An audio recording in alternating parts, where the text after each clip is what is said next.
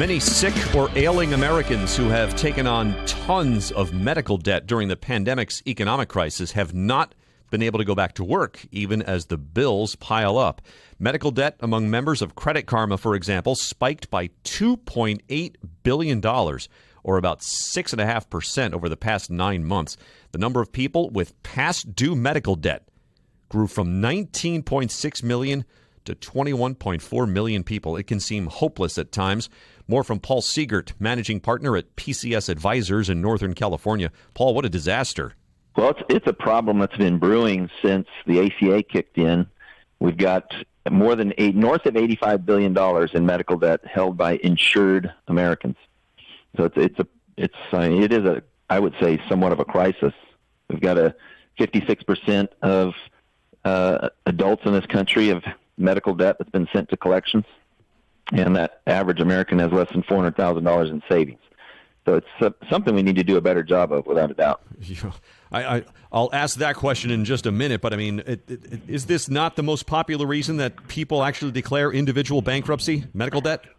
That's right. Yep, that's remained around 2/3 of bankruptcies are attributed to medical debt, and about 75% of those people have medical insurance.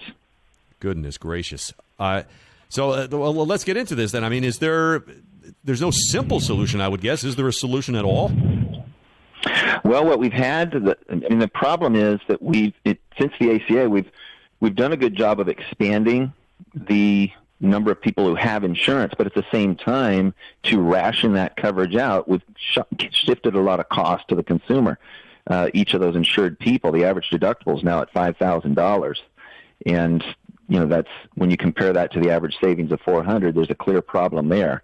And when you look at what we spend per person per year on healthcare in this country, about 10 years ago, we were less than $5,000 per person per year in healthcare spending, and now it's north of $10,000 in it's doubled in 10 years, and it'll continue on this trajectory unless we do something about it. I think it's a problem we can solve if we were to ever have the political will to do so. What we need is a free market in healthcare, and we don't have that.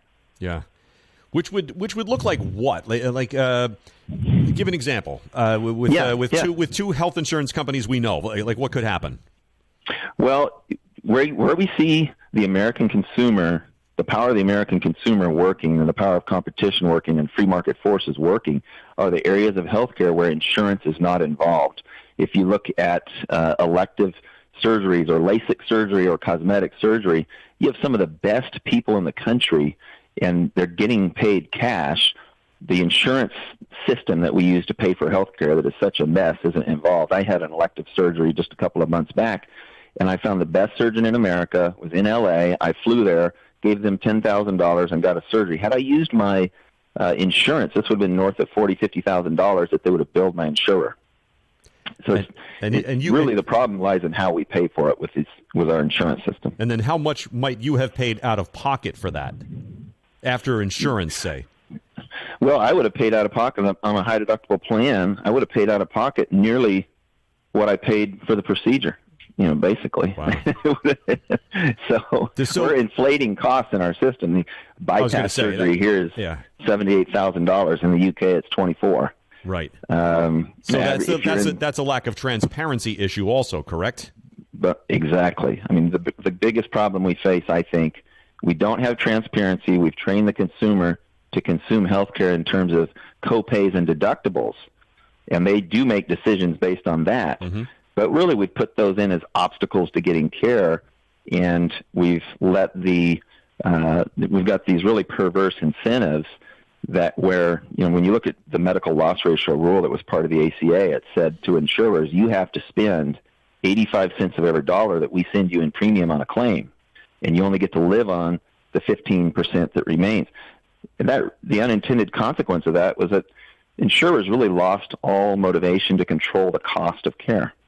And so you only have a couple of clear winners post-ACA in our system, and that would be insurers, this oligopoly of a handful of national insurers that are left, and large hospital systems and drug companies. They've all done well with that because their interests were all aligned to drive up the cost of care.